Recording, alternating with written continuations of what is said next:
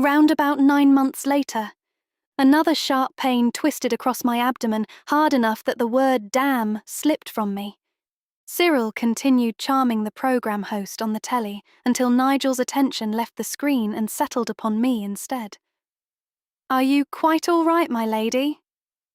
I pressed my hand to the pain, waiting for it to ease enough that I might answer him.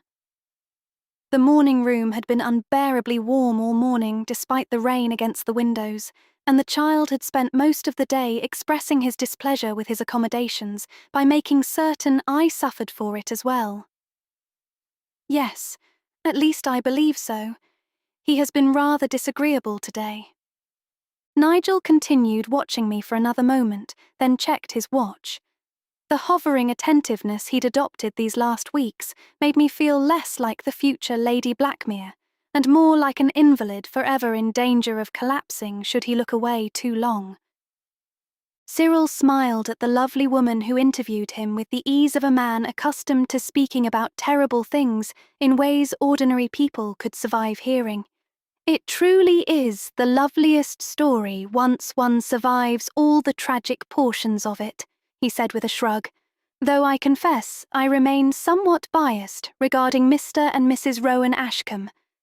She leaned forward in her chair then, her chin settling lightly against her fist with the sort of delighted curiosity people always seem to have where babies and old family names were concerned. "We had hoped Lady Grace might join us as well," she said, "but I understand she is very near to bursting." The grin that spread across Cyril's face at that was broad enough to make me suspect his excitement had rather less to do with my impending labour than the pretty brunette he'd attached himself to at my wedding and scarcely stopped pursuing since. He had become such a fixture at our home these last months that even Nigel had stopped pretending surprise whenever he appeared at luncheon uninvited. "Yes," he said, "I believe the entirety of Blackmere is presently on baby watch." I tried to laugh, but another horrible tightening began building through my stomach, leaving me to only groan like an animal instead. Nigel crossed towards me at once, as if he'd decided I was about to become a problem for the carpet. His hand came to my elbow as he steered me back to where I'd lounged all day. "Perhaps you ought to sit for a while." Far more attention was paid to arranging the blanket across my legs than could have been necessary, followed shortly by the cushion behind my back being shifted twice more until he finally appeared satisfied. "Are you certain there is nothing you require?" he asked. I shifted again, searching unsuccessfully for some position that didn't leave my back aching quite so much. But the squeezing sensation only tightened further, and a sound escaped me against my will as the pain tore through my back and abdomen alike, enough that I curled forward against the couch, one hand caught fast to Nigel's arm to withstand it. My grip tightened hard enough around Nigel's arm that he carefully worked my fingers free of it, taking my hand into his as he lowered himself by my knee. "Do not hold your breath," he said. "In through your nose and out through your mouth, exactly as the midwives instructed you. It shall pass. Only think about those breaths." Little by little, the pain backed away again, leaving me flushed and breathless against the cushions while Nigel reached into his pocket for the handkerchief and pressed it gently to my forehead. "I am only going across the room to telephone Mr. Rowen Ashcombe," he said. The distance across the room seemed enormous once Nigel left my side. Yet, my eyes followed him the entire way to the telephone table whilst he continued looking back towards me as well, as though neither of us much trusted another contraction not to strike before he returned. "Would you kindly fetch the warden to the morning room immediately?" he said into the receiver, "and have the driver bring the car round as well." He returned from the telephone, and I held out my hand for him again as he took the seat beside me, one hand around mine, while the other pressed his handkerchief against my face. He is only in the study. He should not be a moment. The study stood hardly more than a minute down the hall, and yet the thought of another contraction beginning before Christian reached me made the wait feel endless all the same. Only moments ago, I had been wishing for this child to come at last. Now I prayed the pain might stop altogether, which was so ridiculous, I almost laughed at myself for it. The sound of Christian's steps echoed in the hall a moment before he was in the doorway, still composed enough at first glance that most people likely would not have noticed anything unusual in him at all. But I knew him too well not to recognize the tension beneath it. He came straight towards the couch while Nigel stepped back to make room for him, and the cloth passed from Nigel's hand to Christian's. Then it was Christian blotting the dampness from my forehead himself. "What is it, my darling?" Nigel remained standing nearby with his hands clasped, awaiting whatever instructions Christian might give next. However, the strain of keeping his composure had begun showing through despite his efforts.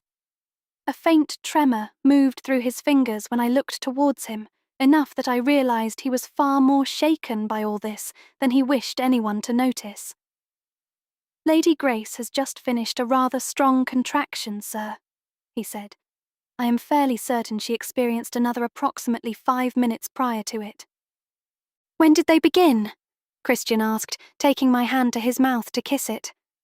I knew perfectly well it was wrong not to tell him the moment the pains first began that morning, but the first Wednesday of every month was always dreadful at Blackmere, with rents due and half the estate forever requiring something of him. And once the discomfort had worsened, I found myself putting it off further still because I no longer wished to hear how I ought to have spoken sooner. "This morning, just after I woke," I admitted. "But they were not especially painful nor regular until now." Something dark flickered briefly through Christian's expression at that. Not genuine anger, perhaps, but enough that I recognized the lecture he wished to give and was making a visible effort not to say it. But in the end, he said nothing more about it. His hand only tightened more around mine as he looked towards Nigel instead. "Telephone the midwives and tell them we are on our way," he said, "and have someone bring Grace's case downstairs." Nigel looked almost relieved that he had something to do other than standing helplessly beside the couch, worrying over me. So he lowered his head and said, "Yes, sir," before turning towards the door to see to it. The handkerchief passed across my forehead before Christian folded it and pushed it into his shirt pocket.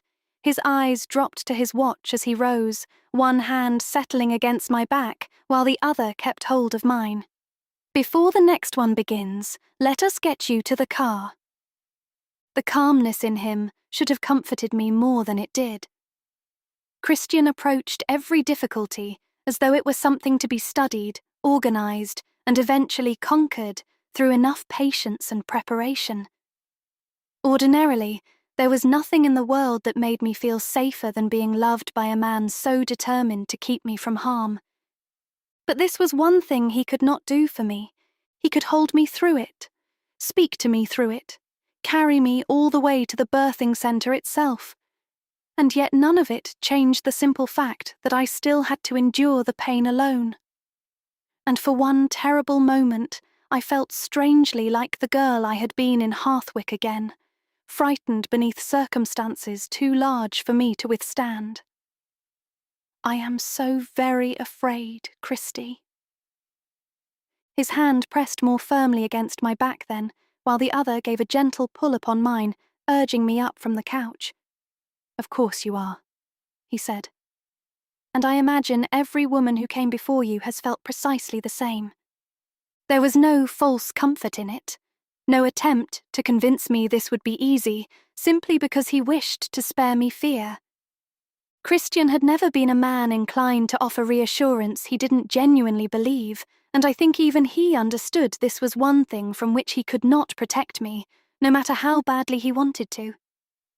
"But I shall be at your side through it." Nigel appeared in the doorway again, just as Christian guided me towards it, my coat already folded neatly over one arm, while Christian's rested across the other. "The driver is waiting, sir," he said, and moved aside to clear the way into the hall. "And the midwives have been notified of your arrival." Cool air drifted through the corridor beyond the morning room, carrying the damp scent of rain with it, enough that I realized the front doors had already been opened ahead for us. Christian released my hand only long enough to put on his coat, while Nigel came behind me to help mine over my shoulders.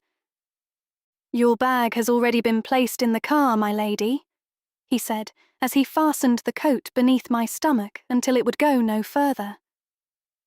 The pain began building again before we reached the threshold, tightening enough at first that I attempted to keep walking through it despite the growing ache in my back. But the pressure sharpened so suddenly a moment later that a gasp escaped me as I folded hard against Christian instead, one hand gripping the front of his coat, while the contractions stole the strength from my legs entirely. "All right," he said, as he pulled me tighter to his side. "I have you now. Just breathe through it. We are nearly there." A footman had already appeared with an umbrella in hand, and Nigel took it from him before moving ahead of us. He opened it and held it over me when we stepped outside, shielding me through the walk down the front steps. Christian helped me into the back of the car, then climbed in beside me, whilst Nigel remained outside the open door, with rain striking softly against the umbrella above him. "My prayers are with you," he said. Before Nigel could close the door, Christian lifted his hand to stop him. "Let the Earl know I shall telephone with news the moment she has been examined." "Yes, sir," Nigel said with a nod, then shut the door between us, leaving the rain muted beyond the glass when the driver pulled the car away from the house. The contraction at last began loosening its hold on me as well, leaving me exhausted against Christian while the grounds drifted slowly past outside the windows. Rain struck harder then, splashing silver against the fountain pool as the car curved around on the drive away from home.